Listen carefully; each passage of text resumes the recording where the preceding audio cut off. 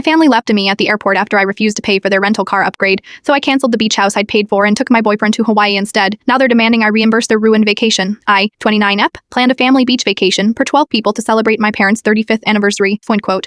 I booked and paid for a gorgeous 6-bedroom beach house in Florida, $8,400 for the week as my gift to everyone. The only thing I asked was that my brother Jake, 32, and sister Megan, 34, handle the rental car since I was covering accommodation. We needed 2 cars for the week, roughly $350 each, minus not a huge expense split between them. Last Thursday, we all flew into Orlando. I landed first with my boyfriend Chris and waited at baggage claim for everyone else. When Jake, Megan, and their families arrived, they immediately pulled me aside. We operated both cars to luxury Esprit. Jake announced, the total is now $1,450, so your share is $725. I was confused. My share. We agreed you two were handling transportation. Megan rolled her eyes. That was for standard cars, but with all our luggage, we need bigger vehicles. Plus, it's only fair since you are bringing your boyfriend. Considerate his contribution, I reminded them that I'd spent over $8K on the beach house, where they, their spouses, and their kids were staying for free. Asking me to suddenly pay for half the transportation they unilaterally operated seemed unfair. Jake became irritated. You can obviously afford it. Stop being cheap. They could either stick with the original arrangement or downgrade the cars. 10 minutes later, my parents approached. Just pay the money, my mom hissed. You are making a scene and ruining the trip before it's even started. When I stood my ground, my dad threw up his hands. Fine. If you are not contributing to transportation, you can find your own way to the house. I couldn't believe what I was hearing. Are you serious? You'd leave me at the airport over $725 when I paid $8,400 for this vacation? It's the principle, Megan snapped. Everyone needs to do their part. I watched in shock as my family minus parents, siblings, their spouses, and kids minus all walked away,